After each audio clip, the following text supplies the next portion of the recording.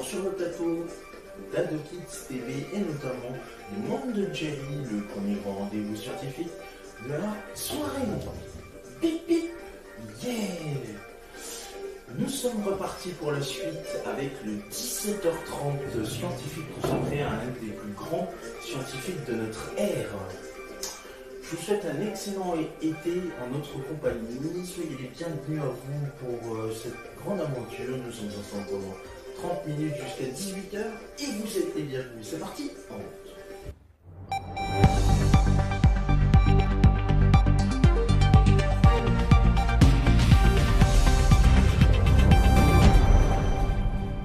La vitesse est égale à une constante qui donc fait en rapport la somme des forces qui s'exercent sur le corps, c'est-à-dire si j'ai la force 1 et la force 2 qui s'exercent sur le corps, eh bien le résultat doit être de 0.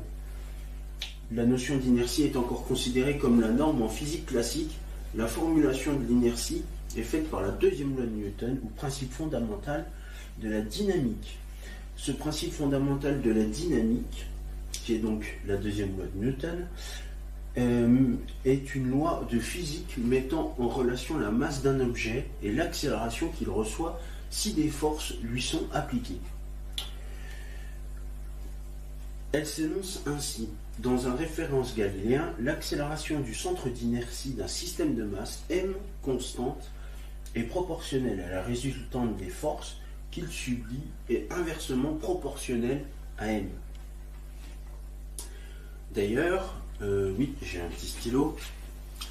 Je vais pouvoir vous afficher les différentes formules. Donc, on a vu il y a quelques instants la loi 1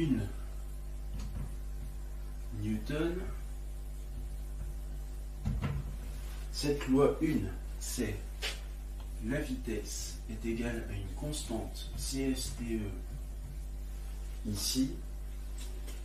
Ceci équivaut, ce signe-là, c'est équivaut à la somme des forces, quelles qu'elles soient, hein, s'il y a plusieurs forces, qui est égale à 0.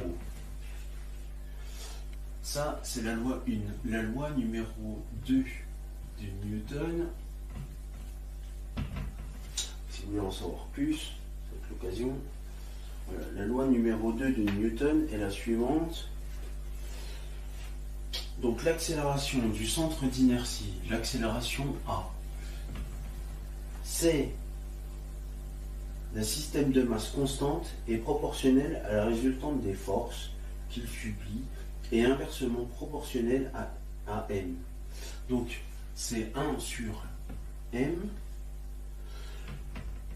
somme avec la somme des forces initiales.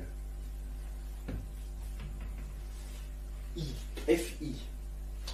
Et la somme des forces Fi, si vous préférez, Fi, voilà, la somme des forces Fi, c'est égal à m multiplié par l'accélération.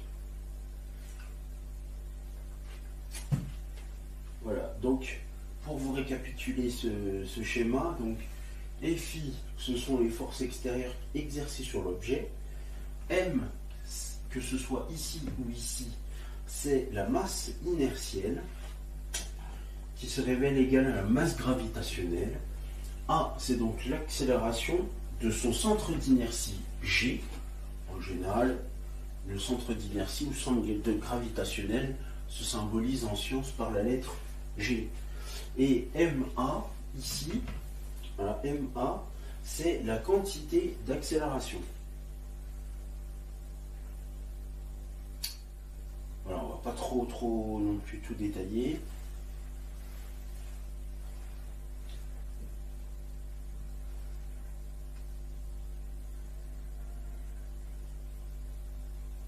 Et enfin, la troisième loi de Newton, qui s'appelle aussi le principe des actions réciproques. De manière moderne, on exprime que tout corps A exerçant une force sur un corps B subit une force d'inertie d'intensité égale, de même direction mais de sens opposé. par le corps exercé par le corps B. A et B étant deux corps en interaction, la force F A sur B, donc exercée par A sur B, et la force F B sur A, c'est-à-dire exercée par B sur A, qui décrivent l'interaction sont directement opposées et portées par la droite AB. Imaginons que vous avez donc dans cette loi 3 de Newton, imaginons que vous avez une ligne A et B.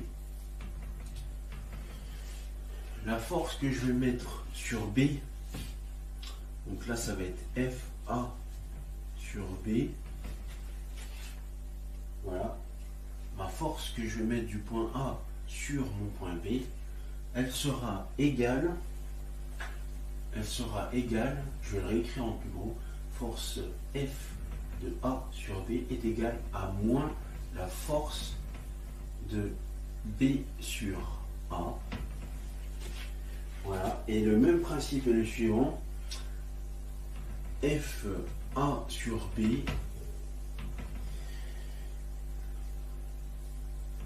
ici par rapport au vecteur AB est égal à 0. On a la même droite d'action, des sens qui sont complètement opposés, sens qui sont marqués en fait par l'utilisation des lettres. Si vous mettez une force qui commence à A et qui se termine à B, ce n'est pas la même force qui est exercée du point B sur le point A, puisqu'on est dans un sens opposé. Là, j'ai F de B sur A, et là, j'ai F de A sur B. Et au niveau des résultats, comme on a dit, F de A sur B, ce sera égal à moins F de B sur A.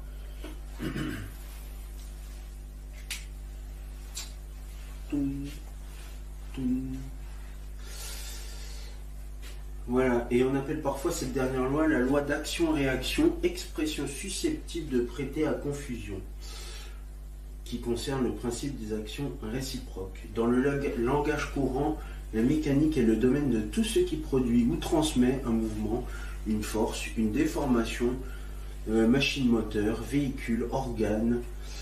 On parle ainsi de mécanique générale, de mécanique de génie mécanique, de mécanique automobile, de sport mécanique, de mécanique navale, de mécanique céleste, de mécanique quantique, de résistance mécanique des matériaux, etc. Ces trois lois du mouvement mises à mal par le développement de la thermodynamique au XIXe siècle sont intégrées dans des théories plus générales, relativité restreinte, relativité générale et mécanique quantique. Cependant, le génie de la mécanique de Newton réside dans la simplification, ce qui a contribué au développement des recherches dans le domaine de la mécanique classique où la masse s'identifie à la matière et où l'on suppose d'une continuité parfaite.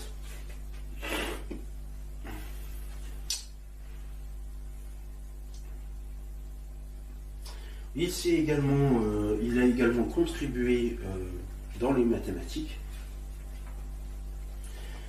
où il élabore les principes fondateurs du calcul infinitésimal. Alors, qu'est-ce que c'est que ce calcul infinitésimal? C'est une branche des mathématiques développée à partir de l'algèbre et de la géométrie qui implique deux idées majeures complémentaires. Le calcul différentiel, qui établit une relation entre les variations de plusieurs fonctions, ainsi que la notion de dérivée. D'ailleurs, si vous avez fait des mathématiques, vous savez très bien que en général, on a une fonction et qu'on peut avoir ensuite la dérivée de la fonction de base. La vitesse, l'accélération et les pentes des courbes des fonctions mathématiques en un point donné peuvent toutes être décrites sur une base symbolique commune, les taux de variation, l'optimisation et les taux liés. Les taux plus loin liés. Le calcul intégral qui développe l'idée d'intégration, les techniques d'intégration fait intervenir le concept d'aire sous-tendu par le graphe d'une fonction, inclut des notions contexte comme le volume, les suites et séries. Ces deux concepts définissent des opérations inverses au sens précis défini par les théorèmes fondamentaux du calcul infinitésimal. Ceci veut dire qu'ils ont une priorité équivalente, cependant l'approche pédagogique habituelle commence par le calcul différentiel.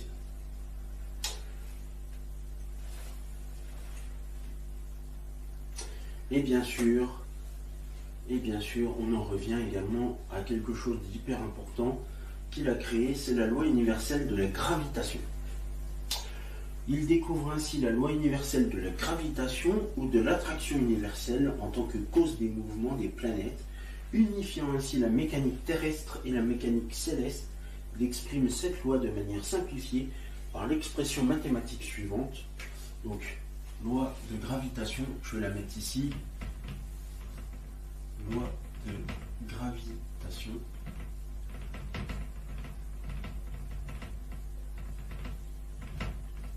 Universelle. Cette loi de gravitation universelle se symbolise par la force F qui est égale à moins G,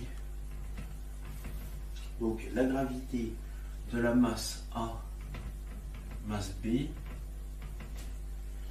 sur la distance AB carré, vecteur U.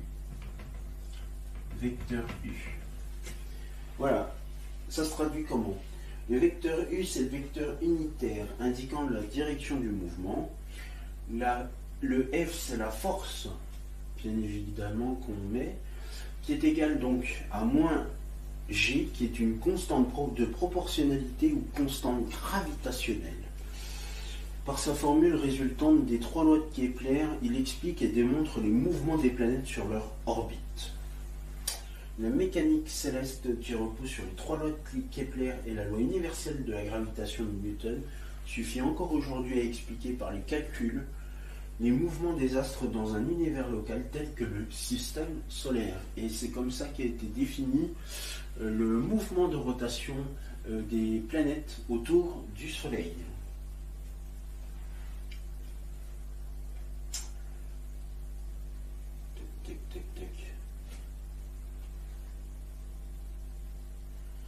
Croyez-moi, il a fait beaucoup de choses, Isaac Newton, qui ont été repris dans de nombreux ouvrages, notamment l'encyclopédie de Diderot et d'Alembert, dans lequel on retrouve ces magnifiques théories. Et la mécanique newtonienne aujourd'hui, certains phénomènes qui restaient sans solution dans le cadre de la mécanique newtonienne, comme la précession du périhélie de Mercure, trouvent aujourd'hui une explication avec la théorie de la relativité générale d'Albert Einstein. Notons en outre que la loi de Newton n'est pas capable de s'appliquer aux trous noirs, ni à la déviation de la lumière par la gravitation. Le philosophe des sciences Thomas Kuhn affirme que la théorie d'Einstein ne peut être acceptée que si l'on tient celle de Newton pour fausse. De surcroît, Einstein définit plutôt la gravitation par les torsions de l'espace-temps. Il s'agit d'une nouvelle révolution scientifique qui s'accompagne d'un changement majeur de paradigme. Quelques œuvres scientifiques de Motu Corporum Ingerium, du mouvement des corps sur orbite, qui a été envoyé à Edmond Halley en 1684, de Gravitatione et Equipondio Fluidorum, en français de la gravitation, aux éditions Gallimard, Philosophiae Naturalis Principia Mathematica en 1687, dont il y a eu une deuxième puis une troisième édition en 1726, la deuxième en 1713, Optics en 1704, qui est un ouvrage majeur dans l'histoire des sciences traitant de la lumière et de sa composition, Arithmetica Universalis, publié en 1707, rassemble des notations sur divers concepts mathématiques, et Lectiones Opticae, publié à titre posthume en 1728.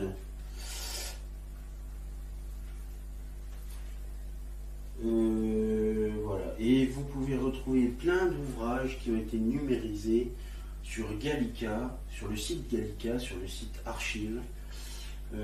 Voilà, un petit peu ce qui a été retenu sur Isaac Newton. Ça a été très long, nous l'avons divisé en 2 émissions et on a bien fait parce que du coup il y a tellement de choses à dire sur ce grand scientifique.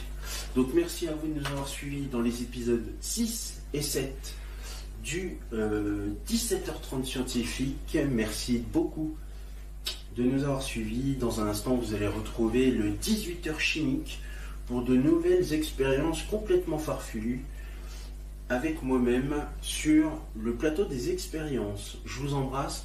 Je vous souhaite une excellente soirée sur Ado Kids TV. Merci. Salut.